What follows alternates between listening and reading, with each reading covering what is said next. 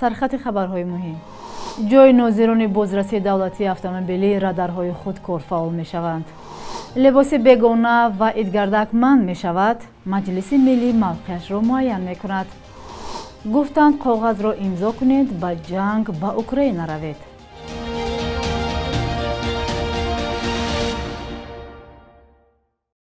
سلام بیننده‌های عزیز، با امید تندرستی شما برنامه نویدی بامدادی را آغاز می‌کنیم. امروز چهارشنبه 19 ایون. امروز مجلس ملی تاجیکستان موقع خود را نسبت به طرح بحث برانگیز علاوه‌ها به قانون تنظیم جشن و مراسم معلوم خواهد کرد. منع واردات، فروش و پوشیدن لباس به گفته مقامات به فرهنگ ملی بیگانه در جای‌های اجتماعی یکی از تغییرات اساسی است. حکومت تاجیکستان هدف تغییرات را با ماده 18 قانون تنظیم جشن و مراسم که آوردن، فروش، ترغیب و پوشیدن لباسی به فرهنگ ملی بیگانه در جای‌های جمعیتی منع می‌کند، حفظ ارزش‌های ملی و پیشگیری از افراط‌گرایی می‌داند. این طرح قانون را پس از ملاقات پرزیدنت تاجیکستان با روحانیان در ماه مارس امسال به پارلمان پیشنهاد کردند. مجلس نمایندگان آن را پذیرفت و سبب واکنش‌های زیاد در داخل و بیرون جمهوری شد. برخی فعالان و شهروندان میگویند هدف بیشتر پوشش اسلامی یا به اصطلاح ستر و حجاب است و دخالت دولت در کارهای شخصی مردم است. مجلس نمایندگان طرح را روز 8 می پذیرفت. در صورت رضایت مجلس ملی و امضای رئیس جمهور آن به اجرا می‌دراید. شروع از فردا 20 ایون در شهر دوشنبه کامراهای اتوماتیک و رادارهای در راه نصب شده فعال می‌شوند. بنا به اطلاع وزارت نقلیات تاجیکستان، تجهیزات نامبرده 5 نموده ویرانکنی قاعده‌های حرکت در راه از جمله بلند کردن سرعت حرکت، نبستن کمربند بی‌خطری، توقف در خط‌های دوم و سوم، برآمدن به خط مقابل حرکت، مانع ایجاد کردن به حرکت دیگر واسطه نقلیات را ثبت می‌کند. گفته می شود که در مجموع در پایتخت و اطراف آن در چهارراه‌ها، ترمینال‌های مسافربری، ایستگاه‌ها، درآمدگاه‌ها به شهر و در جاهایی که حرکت نقلیات زیاد از 6000 عدد چنین تکنیکا نصب کرده می شود.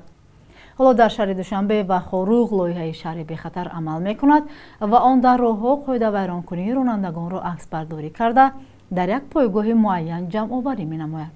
در اساس تصویرهای قاعده ویرانکنی رانندگان جریمه می شوند. سرعت بلند حرکت و رعایت نکردن قاعده های حرکت در راه را مقامات یک عامل اصلی صدمه ها در کشور می دانند. طبق حساب های رسمی در راه های کشور بر اثر صدمه ها روزه تا 3 نفر به هلاکت می رسند.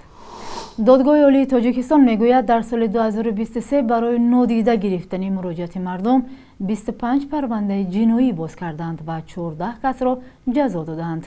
بعضی از تجربه خود می گویند که در بسیاری از اداره های دولتی و شرکت و کارخانه های خصوصی مراجعات و نامه ها را نادیده می گیرند و یا دیر پاسخ می دهند.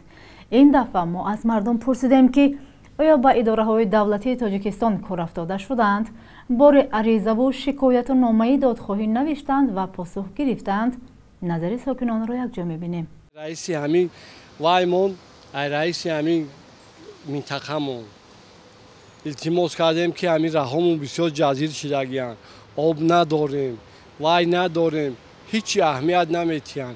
پیش مونده ها میگن با رفتن ایادشون میبروید و برای همین التماس میکنیم که همین کاری ما را بینه. من اسم وقتنده شما منصورم واساج خالمان مکتوب همش نوشتیم.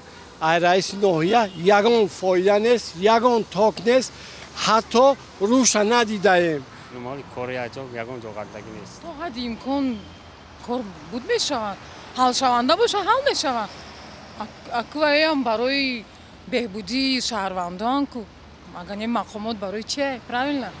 Так что хай корум нахалти, так корум нахалтаю, но я думаю, что они знают свою работу. Прокуратура, суд حل نشد.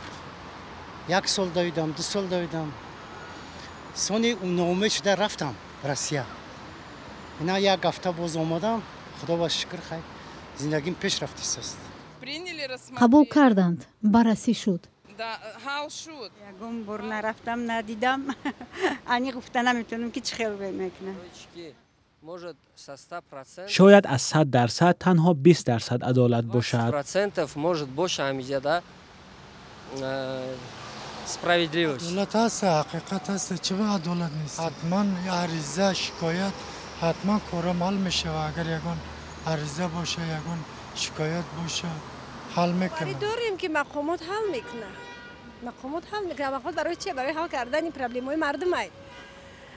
نکی خدا بشکن نغلطی دست. یگان بر نغلطه خدا نغلطم. رحمت. بینندگان عزیز، شما هم می توانید نظر خود را زیر این برنامه برایمان نویسید.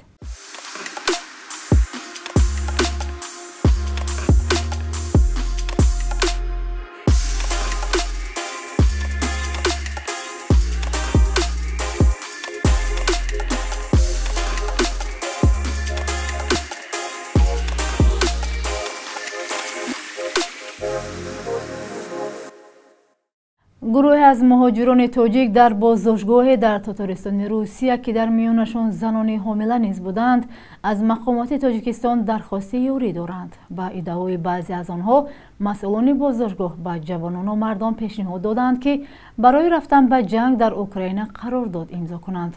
تلاش ما برای گرفتن شرح مقامات روسیه و نمایندگی رسمی تاجیکستان در مسکو تا این دم نتیجه نداد. مهاجران میگویند رفتار کارمندان بازداشتگاه در تاتارستان روسیه با آنها بد بوده، خوراک خوب نیست و در 8 روز یک بار حق حمام دارند. بازداشت و حبس و اخراج گروهی مهاجران تاجیک در روسیه بیش از 1 سال باز ادامه دارد، ولی پس از حمله به کراکو سیتی هال به اوج رسیده است. مقامات روسیه چند زاده تاجیکستان را به گمان دست داشتن در این حادثه در نزدیکی مسکو دستگیر و حبس کردند، هرچند نزدیکانشان به درستی آن شبهه دارند و خودشان نیز خواهان بازبینی اتهام شدند. اکنون تاجیکان قریب که در همه گوشه های جهان با مناسبت بد یا شبهناک روبرو می شوند. مهاجران تاجیک از آن گله دارند که مقامات تاجیکستان نه در داخل برایشان جای کار خوب می دهند و نه در بیرون از آنها پشتیبانی کافی می کنند. و در این بخش همکارم خیرامان بخازاده از مهمترین تحولات تاریخی برای امروز خبر می دهد.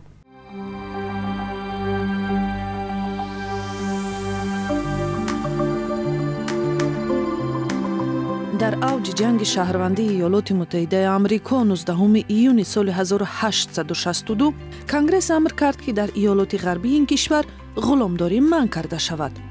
جنگی که میان شمال و جنوب ادامه داشت به قول تاریخ نگاران محض با سبب طرفداری و مخالفت این قلمروهای آمریکا به نظام غلامداری در کشور سر زده بود.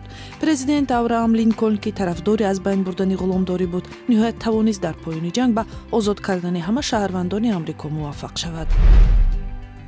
ایون سال 2008 به خاطر بنیاد مجتمع قصر ملت یا قصر نو پرزیدنت تاجیکستان با قرار دادگاه در دوشنبه عبادتگاه یهودیان تخریب کرده شد. مارت سال 2009 دادر عروس پرزیدنت تاجیکستان و رئیس اوریون بانک حسن اسدالله زاده حوله محتشمه را در دوشنبه به جمعیت یهودیان تقدیم نمود که همکنون چون عبادتگاه و مکان معرکه ها استفاده می شود. بعد پاشخوری شوروی و جنگ شهروندی تاجیکستان ده هزار یهودی تبار به سمت اسرائیل، آمریکا و اروپا کوچ بستند و حالا تخمیناً 50 نفرشان در کشور زندگی را ادامه می‌دهند. 19 ایون سال 2015 مجمع کل سازمان ملل متحد قطعنامه را قبول کرد که این روز را چون روز بین‌المللی مبارزه با خشونت جنسی در جریان جنگ تعیین می‌کند. هدف بالا بردن آگاهی از این جنایت مدهش و پیشگیری از خودسری‌ها و قانون‌شکنی‌های بیشتر میباشد. صبح امروز ارزش روبل کم بالا رفته. بانک ملی 1000 روبل را به 122 سومانی برابر کرده است. 100 یورو به 1151 سومانی و 100 دلار 1072 سومانی مقرر شده است.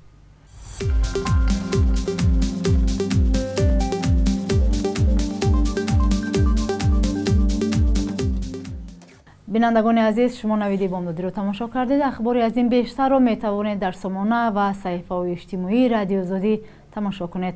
تا فردا در همین وقت و ساعت خیر.